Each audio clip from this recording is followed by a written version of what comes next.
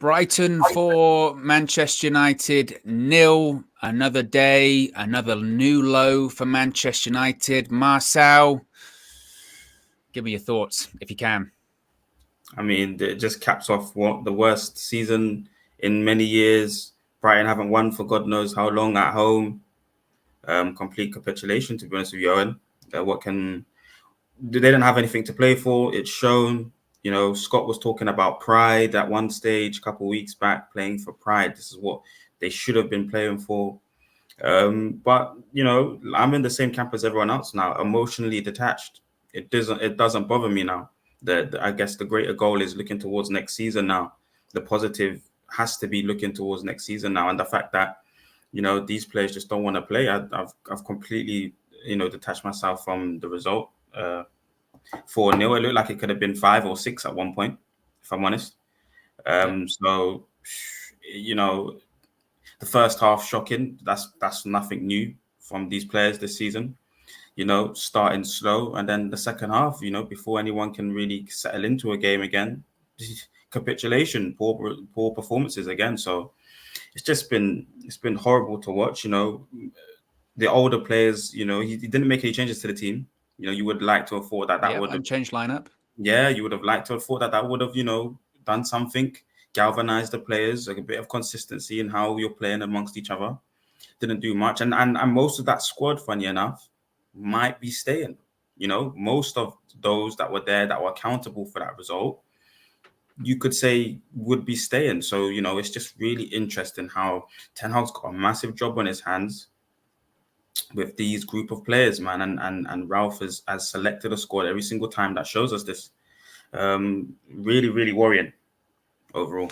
Really worrying. It is very worrying, Master. I mean, you mentioned being emotionally detached rather.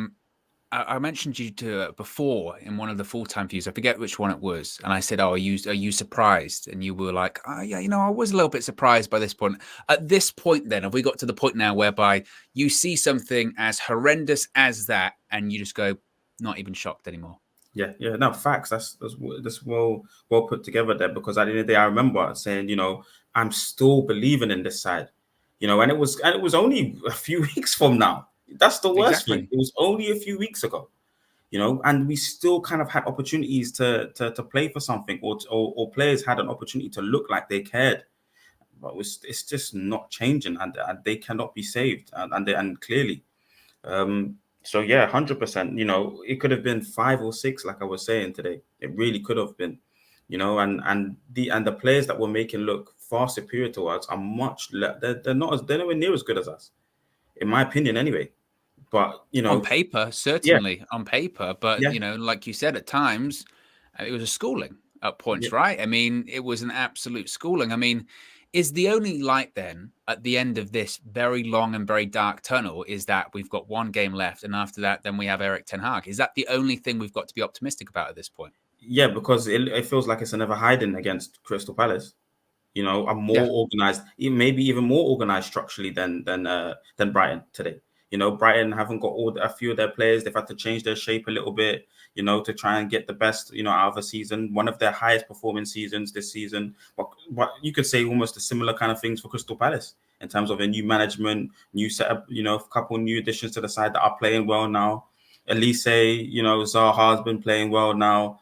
Gallagher's been playing. So it's just there is no other positive other than it was no goals conceded when Maguire came on, and there's a never You're hiding coming. stretching, Master. You're stretching. If that's, I mean, but you said that. Look, it's a record-breaking season for Brighton, but it's also a bad record-breaking season for us, right? Yes, Lowest points total in a Premier League season ever. Most goals conceded in a Premier conceded. League season ever. I think it's 5 successive away defeats at this point for Manchester United. Obviously, no complaints about the results, but I mean, can anyone, after a result like today, can anyone hold their heads high? No, and I don't even think Ralph. Because a lot of the time I feel like the criticism for Ralph kind of gets pushed to the side, and it's heavily focused on players. But we still had an opportunity for top 4.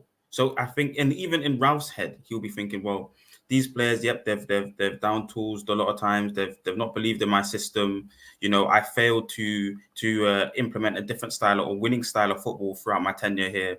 But even him, and I don't like to give a lot of the percentage of the blame to him. But even him, he must be thinking, wow, like, what have I really done to these players for them? I can't get a tune out of them at all, no matter what I do. So no, I don't think there's anybody that's involved with this club cannot hold their high at all.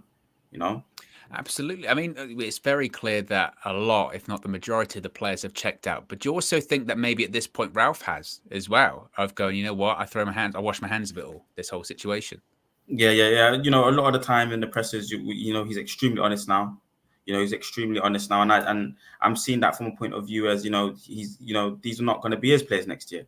He can speak freely in that sense, and be brutally honest with what he's been having to deal with, and it's going to be really good to see what Ten Hag's able to take from a lot of these conversations and a lot of the presses, because they're so telling in terms of the structure of the club, what's happening within the club, and different things that interactions between players and so on and so forth that Ralph's been having, the Lingards and so on and so forth. So, it's going to be interesting to see, the player relation and the new power structure, the player power structure and stuff like that, because that's proved to be a horrible issue within the club this season.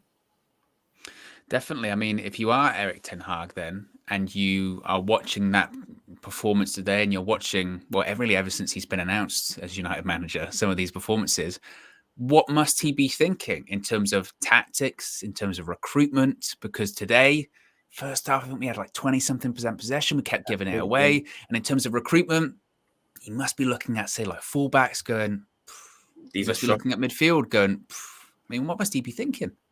I don't know. He needs a lot of help. He needs a lot of help. He needs to get players in, because we've been proved time and time again that these players are not good enough, man. I mean, the lows just so poor for me. So uncomfortable on the ball, and this was meant to be one of our better, more offensive fullbacks out of or right backs out of the two. It just no matter who you play in that right end and fullback positions, they're just not good enough defensively.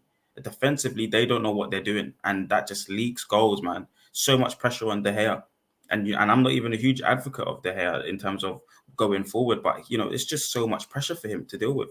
He can't feel safe with those four players trying to protect his goal.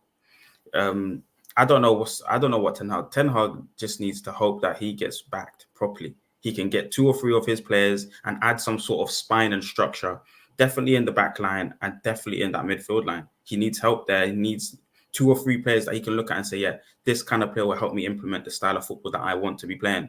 Because there's not been no recognized style. Players can't hold on to the ball for no longer than 3 or 4 minutes.